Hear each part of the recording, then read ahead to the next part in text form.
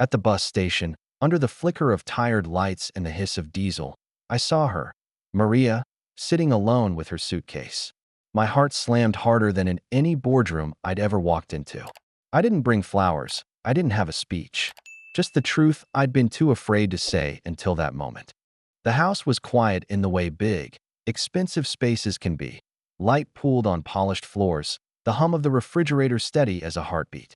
Ethan stood at the edge of the kitchen island, sleeves rolled, jaw set not in anger but in a kind of practiced restraint. He had spent years teaching his face to give nothing away in boardrooms. Tonight, that discipline felt like armor he was tired of wearing.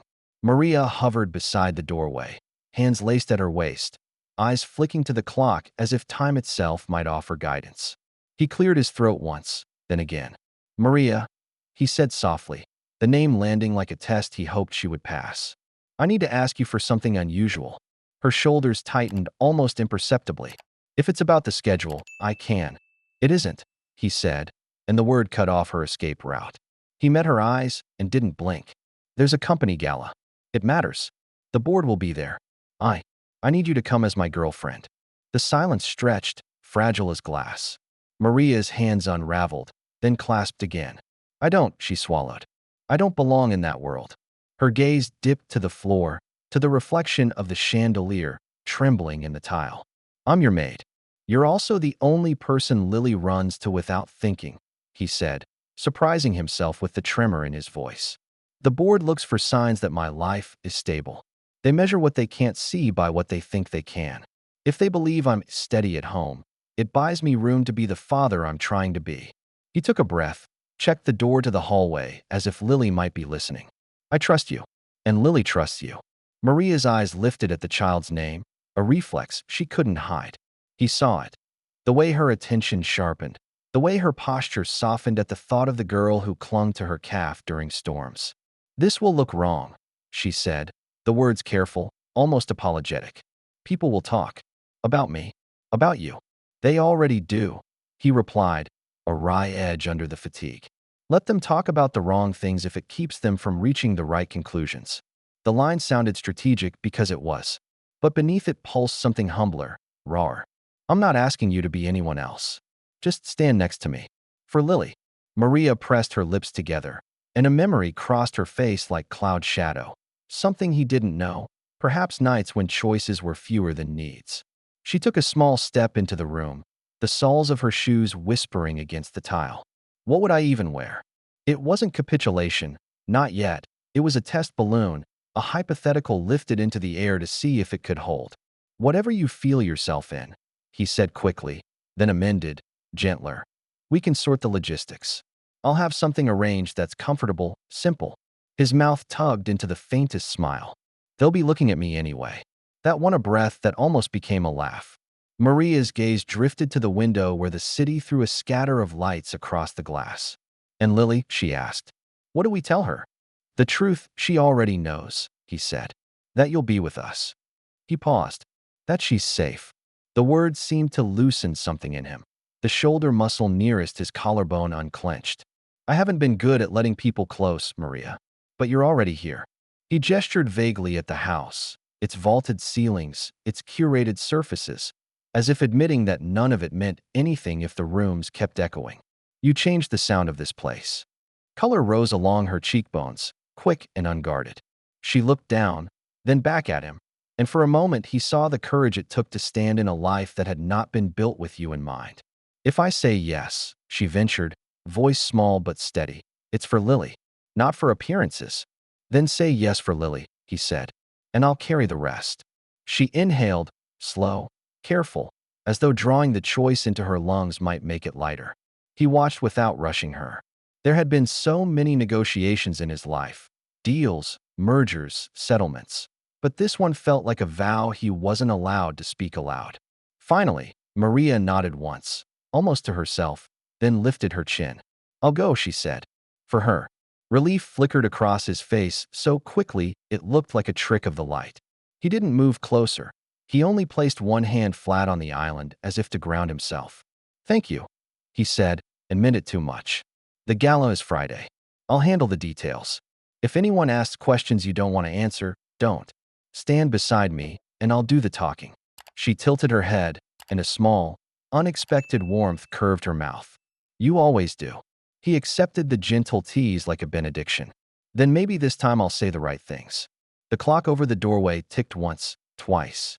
Somewhere down the hall, a soft pad of small feet and the hush of a nightlight humming. Maria glanced that way, instinct tugging her toward the child who had stitched herself into both their days. When she looked back, there was resolve in her eyes, braiding with fear and something tentative that might someday grow into pride. I should check on her, she said. Will you? He stopped himself from asking for more than she had offered. Good night, Maria. Good night, Mr. Blake. He nearly corrected her to Ethan, then left the word alone, understanding that some distances are not walls but railings, something to hold until you're ready to let go. When she disappeared down the hall, the house felt different again, not louder, not fuller, simply quieter in a way that didn't echo. He exhaled, alone with the hum of the refrigerator and the faint, steady sound of a child turning in sleep. The plan had been made. The line had been crossed. He could already feel the pretense blurring at the edges, less performance than permission, to be a father who asked for help, to be a man who risked being seen.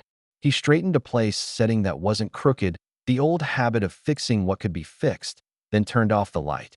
In the darkened glass of the window, his reflection looked less like a fortress and more like a door. Friday was coming. So was the world. But for the first time in a long time, he believed they might meet it as three. The gala arrived like a storm disguised as celebration. The Blake Corporation spared nothing when it came to spectacle. Crystal chandeliers refracted light into 1,000 scattered prisms, marble floors polished to a mirror gleam, waiters gliding between clusters of jewel-toned gowns and tailored suits. A string quartet played near the staircase, their music weaving around laughter that rose and fell like waves. To Ethan, this was familiar ground, a battlefield of whispers and glances, where fortunes and reputations shifted with the lift of a champagne glass. To Maria, it was another world entirely, one she had only glimpsed through open doorways and magazine covers. She stood just inside the entryway, adjusting the hem of the borrowed dress. It was simple compared to the gowns sweeping around her, but on her it carried a quiet dignity. She held her breath as if afraid the fabric might betray her by wrinkling. Her fingers itched to twist together, but Ethan was there, close enough that his presence steadied her. His hand rested gently at her back, not pushing, not guiding, simply reminding her she wasn't alone. You don't have to say much tonight, Ethan murmured, bending slightly so only she could hear. His voice carried none of the clipped precision he used in meetings. It was lower, softer, a current beneath the noise. Just stay by me. That's enough. Maria nodded, though her throat felt dry. She could sense eyes turning their way, assessing, cataloging. Her pulse quickened when she overheard a woman's laugh laced with curiosity. Who is she? The urge to shrink, to apologize for existing in this space, threatened to pull her under. But Ethan's hand remained steady at her back, and when she glanced sideways, his expression was calm, unreadable to the crowd, yet full of intent for her alone. Do they believe I belong here? She whispered, her voice barely carried by the music. They don't decide that, Ethan said simply, and for the first time since stepping through the doors, she believed him. They moved together into the crowd. Board members greeted Ethan with practiced warmth, their eyes flicking toward Maria with thinly veiled calculation. She braced herself for the sting of dismissal, but instead found herself addressed politely, sometimes with surprise, sometimes with forced charm. Each time, Ethan introduced her not as an accessory, but as if her presence were natural, unquestionable. His tone left no space for correction. At one point, as a director complimented Ethan's latest deal, Maria caught her reflection in the mirrored wall behind them. For a breath, she didn't recognize herself. The maid who once kept her head down to avoid notice now stood beside a man whose name carried weight across the city. She saw herself through their eyes, not invisible but visible, and something inside her shifted, hesitant yet undeniable. Later, when the crowd thinned near the buffet, Ethan leaned close again. You're doing better than most of the executives I've brought to these things, he said, the corner of his mouth almost daring to curve. Maria let out a breath she hadn't realized she was holding. I feel like an imposter. His gaze softened, enough that the room fell away for an instant. So do I, he admitted. The confession startled her more than the chandeliers or the murmurs of gossip. She studied him. This man who carried himself like granite, suddenly admitting to cracks beneath the surface. But you built all this, she said quietly, gesturing at the glittering hall. I built it, he agreed, his eyes following the arc of the music, the crowd, the grandeur. But building doesn't mean belonging. That's harder. His voice dropped, almost inaudible. That's what I want for Lily. For her to belong somewhere she feels safe. The mention of Lily wrapped around Maria's heart like a binding cord. She remembered the girl's laugh in the kitchen, her tiny hands dusted with flour as cookies cooled on the counter. The memory was so vivid she could almost hear it above the violins. She realized, with a quiet jolt, that Ethan wasn't speaking only of his daughter. He was speaking of himself too. Maria's lips curved into a hesitant smile, small but real. You don't laugh much, do you? His answer came slowly, his eyes fixed on hers. Not until you and Lily filled this house with it again. The weight of the statement settled between them, heavy and fragile at once. Maria lowered her gaze, afraid her face might betray the stir of warmth beneath her nerves. For the rest of the evening, she walked a little taller, her hand brushing Ethan's arm as though testing the edges of what was pretend and what was already becoming real. By the time the gala drew to a close, Maria no longer felt like an imposter in a borrowed dress. She felt something far riskier, the faint but certain beginning of belonging. And Ethan, who had come to the evening prepared for performance, left it with the unsettling knowledge that the performance had turned into truth. The gala had ended, but its echoes lingered in Ethan's mind long after the marble floors and chandeliers were behind them. The limousine ride back was silent, but it wasn't the silence of discomfort. It was the kind that hummed with unsaid words, both of them lost in thoughts they weren't ready to voice. When they arrived at the mansion, Lily was already asleep upstairs, tucked in by the night nanny. The house smelled faintly of vanilla from the cookies Maria had baked with her earlier in the week, a fragrance that softened the glass and steel edges of Ethan's home. Maria slipped out of her shoes near the entryway, cradling them in her hands like delicate secrets. She didn't retreat immediately to her room as she usually did. Instead, she lingered by the living room archway, the lamplight tracing her profile against the muted cream walls. Ethan loosened his tie, set it aside, and poured 2 glasses of water. He wasn't sure why. Habit, courtesy, or an excuse to keep her there a little longer. You held your own tonight, he said finally, offering her the glass. Maria accepted it with a small nod. It didn't feel that way, she admitted, her voice quiet but steady. Every look felt like a test. Every smile felt like a question I couldn't answer. That's exactly how those events are designed, Ethan replied, lowering himself into the armchair. He leaned forward, forearms on his knees, posture less CEO and more man at the end of a long day. They don't care about who you are. They care about what you represent. Tonight, you represented stability. To them, that's more valuable than any deal I close. Maria sipped her water, then set the glass carefully on the table. I'm not sure I can carry that weight for long.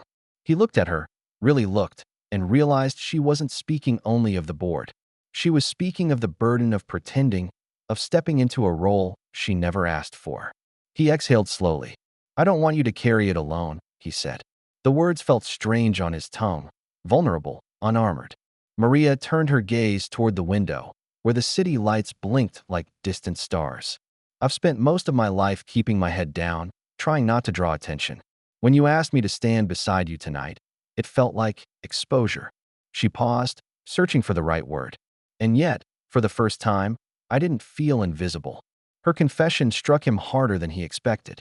He leaned back, rubbing the back of his neck. You think I'm comfortable in all of that? He asked, gesturing vaguely toward the memory of the gala's glittering crowd. The truth is, I hate it. I built this empire, yes, but sometimes I feel like it built walls around me. People see the CEO, the man who wins deals. They don't see the father who wakes up at 3 in the morning terrified he's failing his daughter. Maria's head turned sharply, surprise flickering across her face. You? He gave a short laugh, brittle and self-mocking. Me? I don't know if I'm enough for Lily. I try to give her everything, but money doesn't fill the silence in this house. You do. His eyes dropped to the floor for a moment before rising again. When you and Lily are laughing in the kitchen, it's the only time this place feels like a home. Her breath caught, and she folded her hands in her lap, unsure how to hold such honesty. I never thought I mattered here, she admitted. I thought I was just someone who made sure the floors shined and the sheets were clean. You're more than that, Ethan said firmly. You're the one person Lily trusts without hesitation. That matters more than any quarterly report or shareholder approval. And it matters to me. The words hung between them, fragile but undeniable. Maria's eyes softened, though a line of caution still traced her brow. She wasn't used to being needed in ways that went beyond duty. She wasn't used to being seen. For a long moment, the only sound was the distant ticking of the grandfather clock in the hallway. Finally, Maria rose, smoothing the skirt of her borrowed dress. I should rest, she said, her voice gentle but edged with hesitation.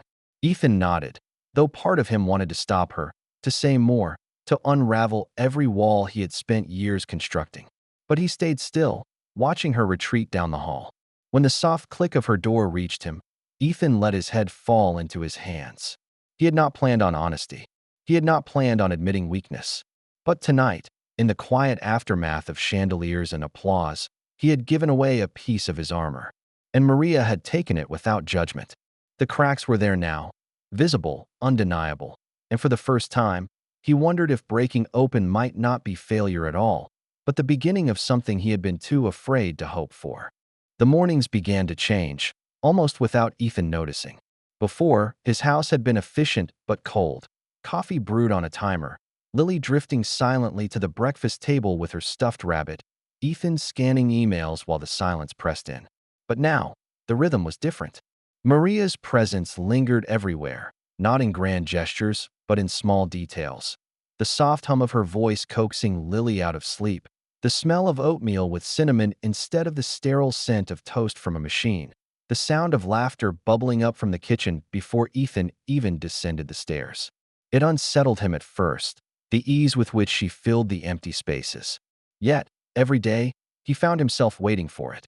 One Saturday morning, he paused in the doorway of the kitchen, unnoticed. Maria stood at the counter, hair pulled back, guiding Lily's small hands as they pressed cookie cutters into rolled dough.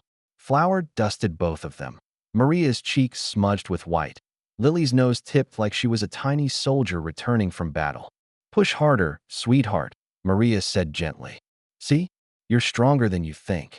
Lily giggled and pressed down with all her might, the cutter leaving a perfect star. "Like this." Exactly like that. Maria's praise was quiet but full, the kind of affirmation Ethan himself had always struggled to give without feeling clumsy. He realized, standing there in the doorway, that Maria didn't just clean his house. She inhabited it. She made Lily shine in a way he couldn't manufacture, no matter how many toys or tutors he provided. When Lily spotted him, she squealed, "Daddy, look. I made a star." She waved the cookie cutter like a trophy. Ethan stepped forward, suppressing the lump in his throat. "Looks perfect," he said, ruffling her hair. His gaze lifted to Maria, who smiled without speaking. Something passed between them, gratitude, recognition, maybe even awe. Later that evening, after Lily had gone to bed, Ethan found Maria in the living room, folding a blanket she had just pulled off the couch. He lingered again, uncertain, then spoke. "She's different with you," he said quietly. Maria froze mid-fold, her eyes flicking up. "Different. Better," he clarified. "Happier. She laughs more. She trusts more." His voice faltered, then steadied. "You've given her back something I thought I had lost for her." Maria set the blanket down, her fingers smoothing its edge. "She's a child who's been waiting for someone to listen," she said. Her tone was simple, but her eyes carried more. Sometimes that's all it takes. Her words pierced deeper than she realized. Ethan sat on the edge of the sofa, elbows on his knees. "Do you ever think about what you've given up?" he asked suddenly, surprising even himself. Maria hesitated, then lowered herself into the chair opposite him. "Every day," she admitted. "But survival doesn't always leave room for dreams. I came here to work, not to be seen." And then Lily, her voice softened. "She saw me anyway." The raw honesty hung in the room. Ethan studied her, realizing how much of his life had been about appearances, about controlling what people saw. even if it meant hiding everything real. Maria was the opposite. She had lived unseen, but everything she gave away was real. That night, when he checked on Lily before bed, she was clutching her stuffed rabbit with one hand and Maria's scarf with the other, the fabric curled tight in her small fist. Ethan stood in the doorway, watching his daughter breathe evenly in sleep, and something inside him shifted. He had thought bringing Maria into their lives was a strategy, a shield against judgment. But what was unfolding wasn't strategy at all. It was family, fragile and unplanned, yet more solid than any structure he had ever built out of glass and steel. And though he didn't say it out loud, Ethan began to wonder if the role Maria played for Lily, comfort, safety, love, was something he himself had been quietly, desperately reaching for. The change in Ethan's home life was subtle, but the outside world noticed quickly, and it was far less forgiving. It started at the board meeting.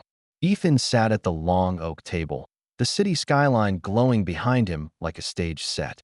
He'd presented quarterly numbers, highlighted growth projections, and answered questions with the same measured precision that had built his empire. But instead of nods of approval, the directors exchanged sidelong glances. Finally, one of them cleared his throat. "Mr. Blake," the man said, voice dipped in polite condescension, "we've heard chatter about the woman you brought to the gala." The word woman hung in the air like a challenge. Not partner, not companion, just a vague label loaded with suspicion. Ethan's jaw flexed. "Her name is Maria. And yes, she was there with me." A ripple of surprise moved around the table. One director leaned forward, fingertips steepled. "You do understand the optics, don't you?" A domestic employee presented as your partner raises questions. About stability. About judgment. "Stability is exactly what she provides," Ethan said, sharper than intended. He could feel their unspoken accusations pressing in: gold digger, opportunist, scandal waiting to happen. He thought of Maria's hands dusted with flour, Lily's laughter ringing through the kitchen, and his voice steadied. "What you should be concerned with is the health of this company," which remained strong. But when he left the meeting, their murmurs followed him like shadows. 2 days later, the tabloid struck. A headline screamed across glossy pages: "CEO's Mystery Woman, from Mop to Mansion." Below it, a blurred photo from the gala. Maria in her borrowed dress, Ethan's hand at her back. The article painted her as an opportunist, a maid who had traded cleaning supplies for diamonds. Ethan crushed the magazine in his fist, but the damage had already spread. Maria saw the article too. She stood in the kitchen, the paper trembling slightly in her hands. "They make me look like..." Her voice broke, and she set it down before her tears smudged the ink. "Like I don't belong anywhere." "You belong here," Ethan said firmly, but the conviction in his tone couldn't erase the shame burning her cheeks. Then came the hardest blow: his ex-wife. She appeared one afternoon unannounced, her perfume arriving before her words. She stepped into the foyer with the confidence of someone who believed she still owned part of the space.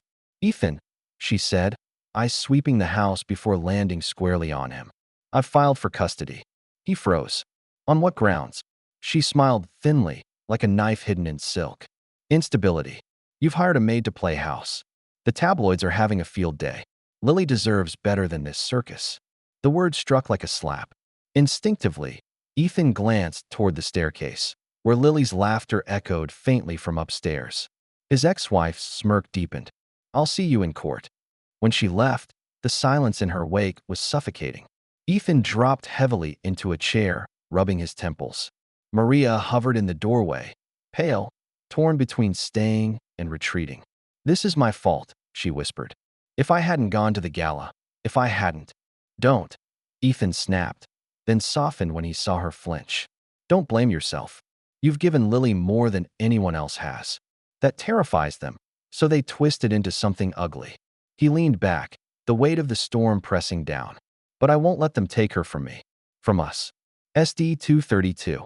Maria wanted to believe him, but fear gnawed at her. She thought of Lily clinging to her hand, of the fragile home they were building, and she wondered how long it could withstand the world outside. That night, long after the house had gone quiet, Maria stood at her bedroom window. The city lights flickered like 1,000 eyes, watching, judging. She pressed her forehead to the cool glass and whispered to herself, "Maybe I should leave before I ruin everything." She didn't know that down the hall, Ethan lay awake too, staring at the ceiling, haunted by the same storm. The storm outside inevitably found its way inside. For days, tension coiled between Ethan and Maria, invisible but heavy, like a rope stretched to snapping. Ethan buried himself in work, fighting legal calls and board demands, while Maria moved through the house quieter than ever, her steps deliberate, her voice hushed even with Lily. They circled each other carefully, each afraid of saying the words that would confirm what they already feared, that the fragile thing they were building couldn't survive the weight pressing on it. One evening, the breaking came. Lily had gone to bed after Maria read her a story, her small hand clutching Maria's fingers until sleep finally claimed her. When Maria stepped into the living room, she found Ethan standing near the window, his reflection fractured against the glass. A half-drained glass of whiskey sat on the table beside him, though he hadn't touched it in minutes. "Maria," he said without turning, his voice rough, strained. "This can't go on." The words sank into her like stones. She stood still, her breath catching. "What do you mean?" He finally faced her, and she saw the exhaustion carved into his features. "The board, the tabloids, my ex-wife, they're tearing this apart. They're using you as the weapon. Every headline, every accusation, it's all pointed at you. And it's bleeding into Lily's life. I can't let her suffer for my mistakes." Her arms folded tightly across her chest, a shield. "So I'm the mistake now?" "That's not what I said." His tone sharpened, more defensive than he intended. "I'm saying they'll never stop attacking us. If you leave, then it ends." She finished for him, bitterness lacing her words. Silence fell, jagged and cruel. Maria's eyes shone, but she refused to let the tears fall. "Do you know what it felt like?" she said quietly. "To hear Lily call me her safe place? To finally believe I wasn't invisible anymore? And now you want me to disappear? For her sake?" Ethan's hands clenched into fists at his sides. He wanted to tell her she was wrong, that he wasn't asking her to vanish but to shield Lily, to protect what mattered most. But the truth, that he was terrified, cornered, losing control, burned his throat too much to confess. Maria shook her head, her voice trembling but resolute.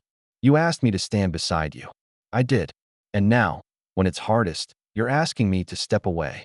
He took a step forward, but she stepped back, the distance between them suddenly vast. "Maria," his voice broke, softer now. "I don't know how to keep you safe." Her lips parted, then pressed tight again.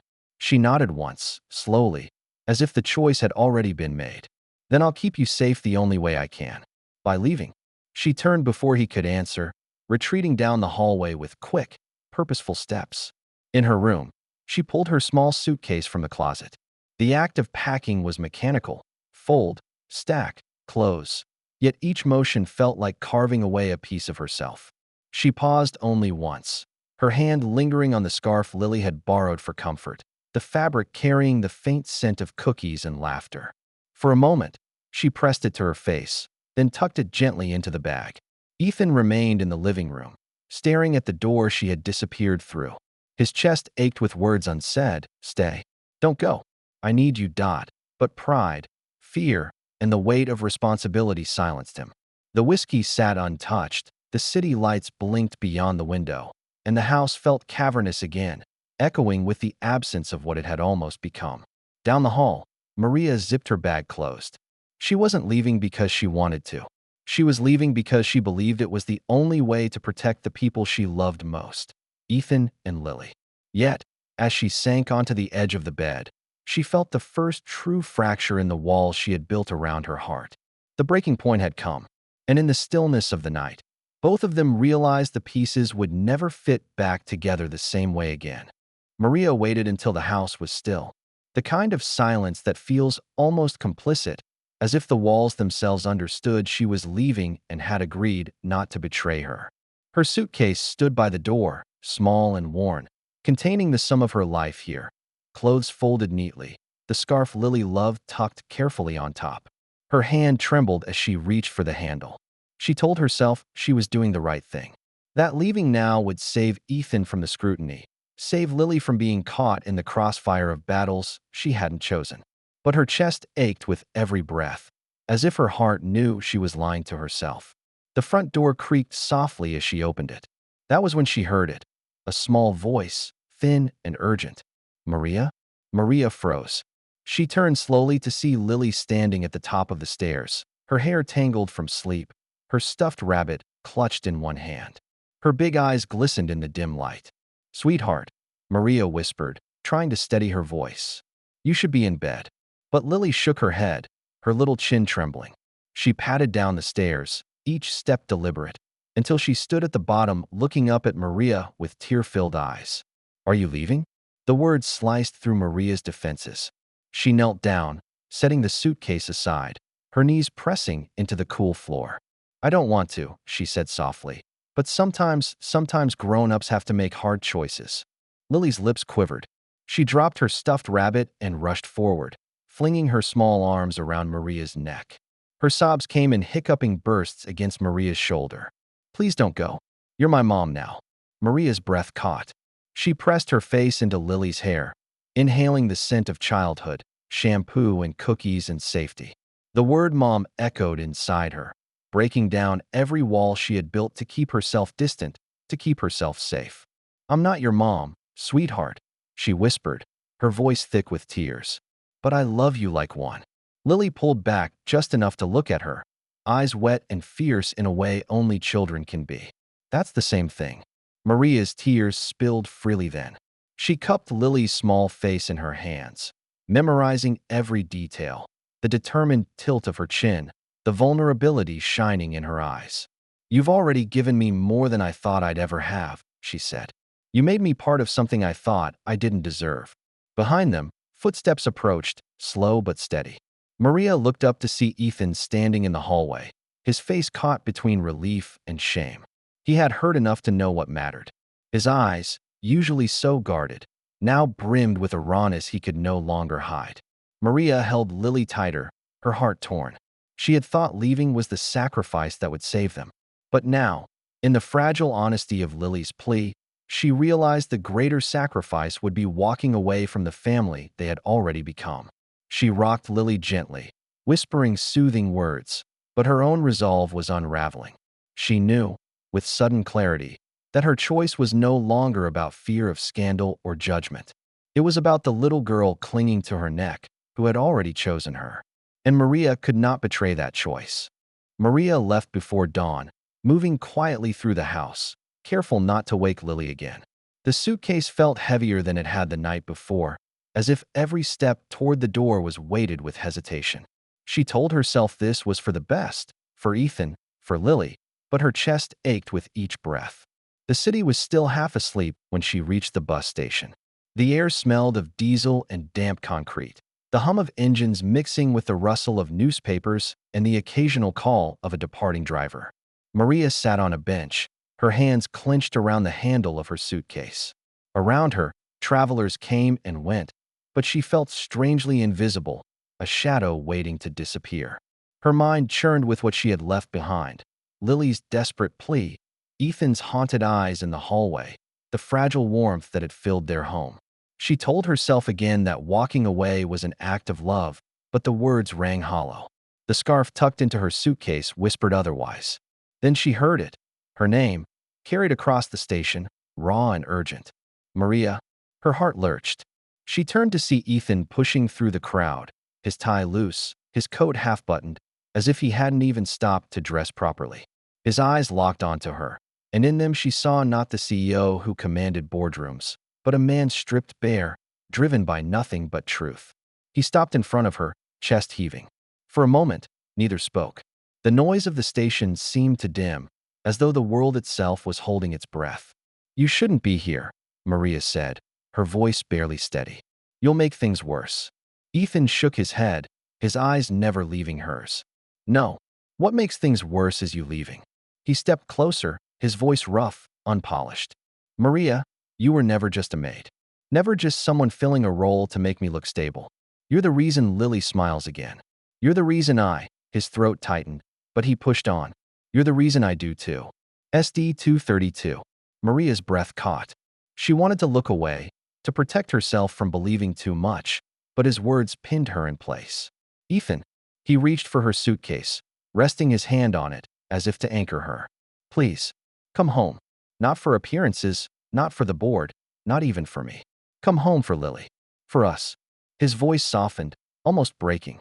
For the family we've already become. Tears blurred Maria's vision.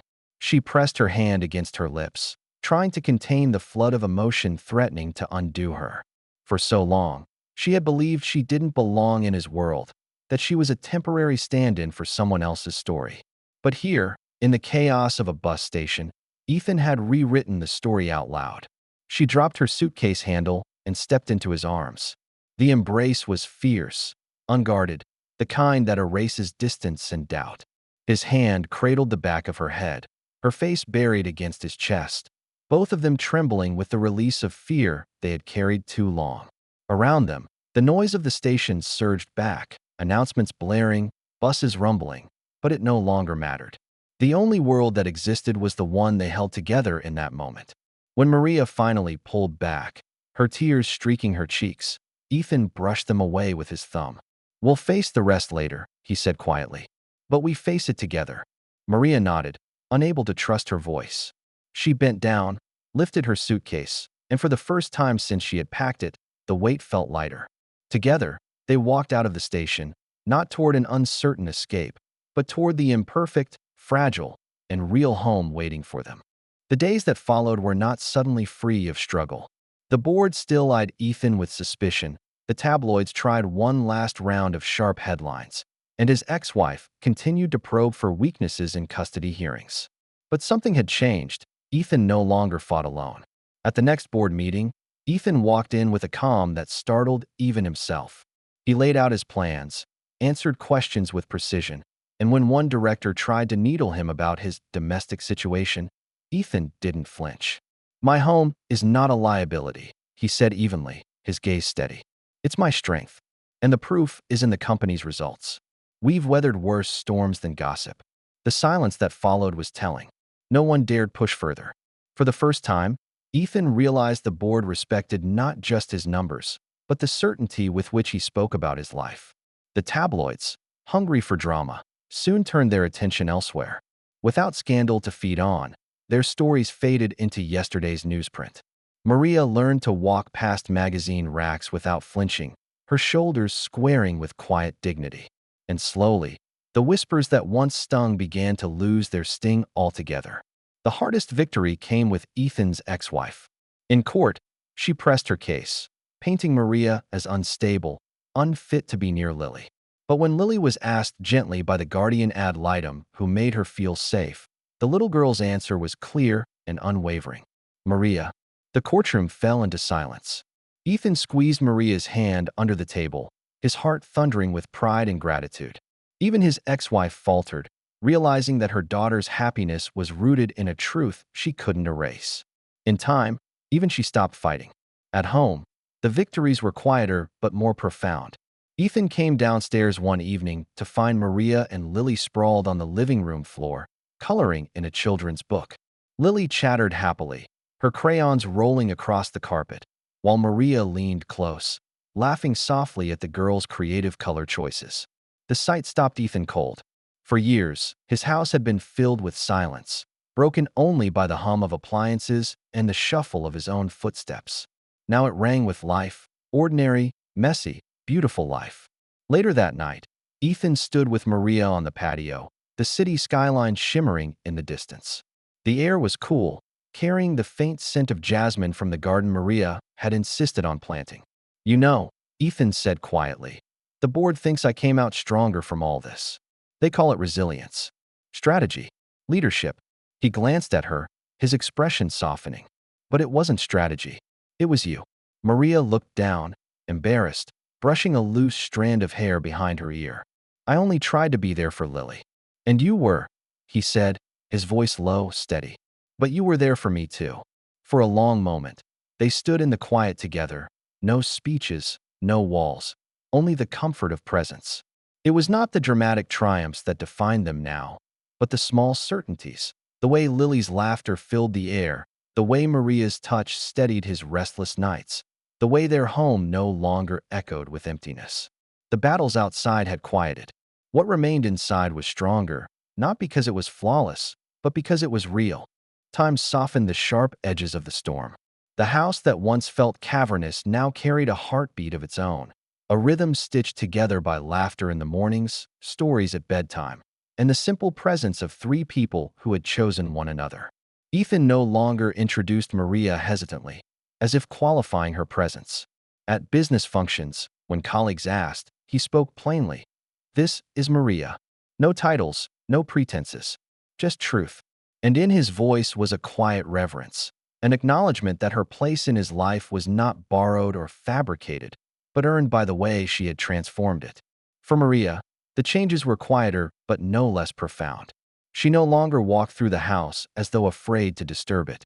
She placed flowers in a vase on the kitchen table, painted Lily's room a softer shade of yellow, left her own books by the bedside in Ethan's room as if they had always belonged there. Each small act rewrote the story she had once believed about herself, that she was meant only to serve in silence.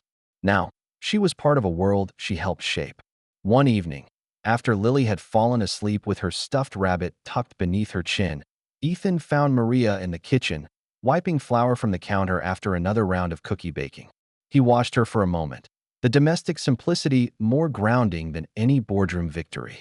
"You know," he said softly, leaning against the doorway, "I used to think home was a place. A house, a roof, a fortress to keep the world out." Maria turned, her smile faint, curious. "And now?" He stepped closer, his hand brushing hers as he took the towel she held. "Now I know it's a person. Or in my case, two." His eyes softened. "You and Lily." Maria's throat tightened, but she held his gaze.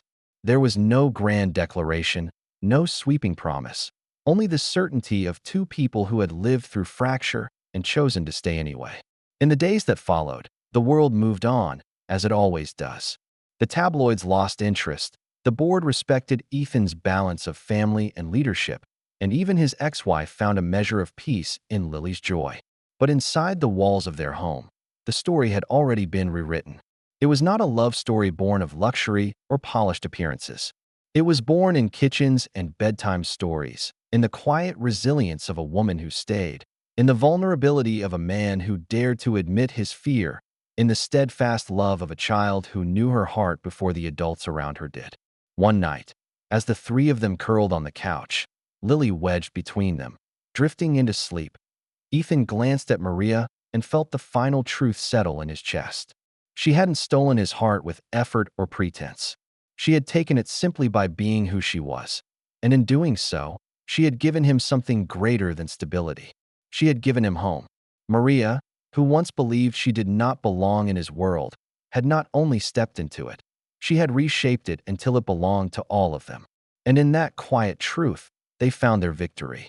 Not perfect, not polished, but real. They had built a home. Together.